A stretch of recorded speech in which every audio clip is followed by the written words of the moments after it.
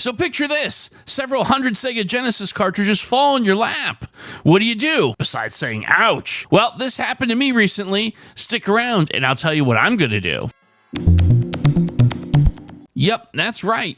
In a recent amazing score out game hunting a few weekends ago in Tampa, I walked into a game store, chit-chatted with the ownership about the cool Atari stuff I saw, a little conversation here, a little conversation there, and before you know it, I bought out a massive several hundred cartridge lot from their overflow.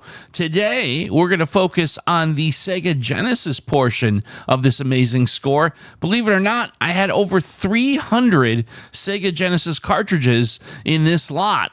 So quite a bit of stuff to go through. I'm sure you'll understand why it's taken us a few days to sort and make sense of and start to talk more about this amazing deal. So like I said, digging into the Sega Genesis, of those 300 cartridges, we had 115 unique titles represented, and the majority of those were sports games. So of the few interesting takes we had right away, yep, it was reinforced. Sega Genesis as a platform has an awful lot of sports games. And it'll be very interesting as time goes on and I have some free time. I'll work my way through them. And that's another thing. So I decided to take one of each unique game and start my own Sega Genesis set. That's right. Believe it or not, I've never really in earnest thought about collecting Sega Genesis until I realized that now about 12% of the complete set fell into my lap in one deal. So there you go. And speaking of Sega Genesis collecting, that's another very interesting takeaway I discovered while I was going through all these games and looking up some things that looked notable and interesting. I found that there were a number of titles in this lot that were pretty hard to find, going by the number of comparable sales in the recent past, according to price charting. To wit, a couple interesting examples. I had a copy of Izzy's Quest for the Olympic Rings. According to price charting, a loose game with this title shows up about once a month per average. And interestingly to me, the value of this game is $7.24. So despite the relative scarcity of this title, you can still pick one up for under $10.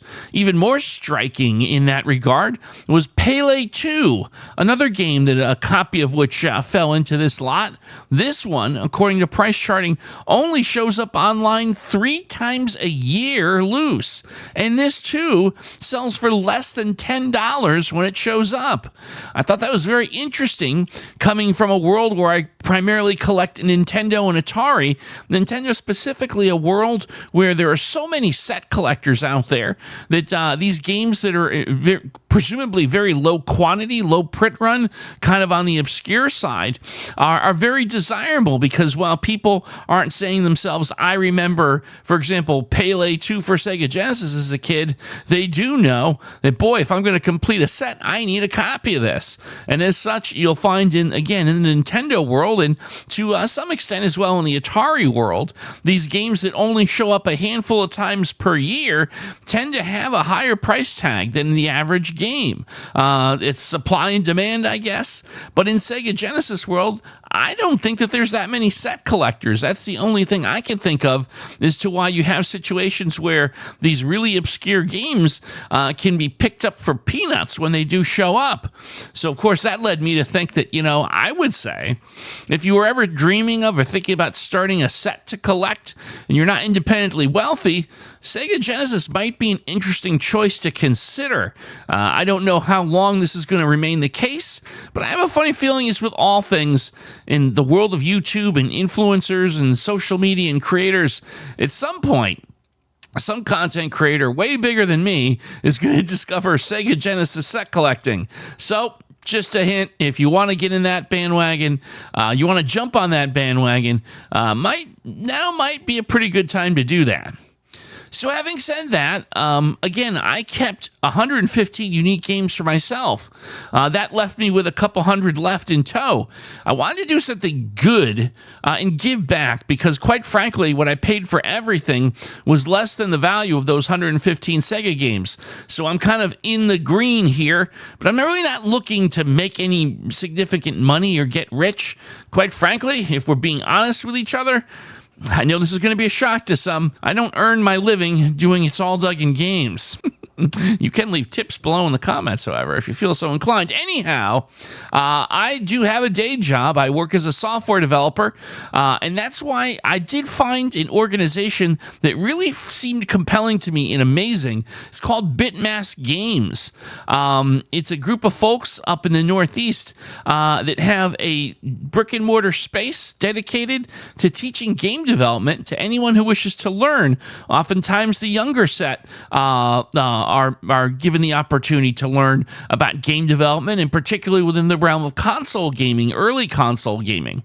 BitMask Games has got a great idea to try and put together a physical library of games that their students can look through, get that whole tactile experience, understand the look and feel of how all these things work. And for a lot of the folks that are students there, these games came out before they were born. So it's a very interesting way to learn the history of gaming. I quite frankly felt honored that I was going to be lucky enough to be able to help out. So I put together about 60 or 70 unique Genesis games and about a dozen extra NES doubles I had laying around, put them in a box, and was, again, pretty jazzed at the opportunity to donate them to BitMask Games. And I'll just let you know, if you want to learn more about this great organization, I will leave a link to their profile on social media in the description. So there you go. Check them out. That leaves me, of course, with about 100 plus Sega Genesis cartridges that I still need to dispose of somehow or another. And again, like I said, I'm not looking to get rich here. I don't resell games to make a living. When I sell games, it's primarily doubles to fund the hobby. You know, that's the typical collector motive. So I'm kind of looking at a few different options.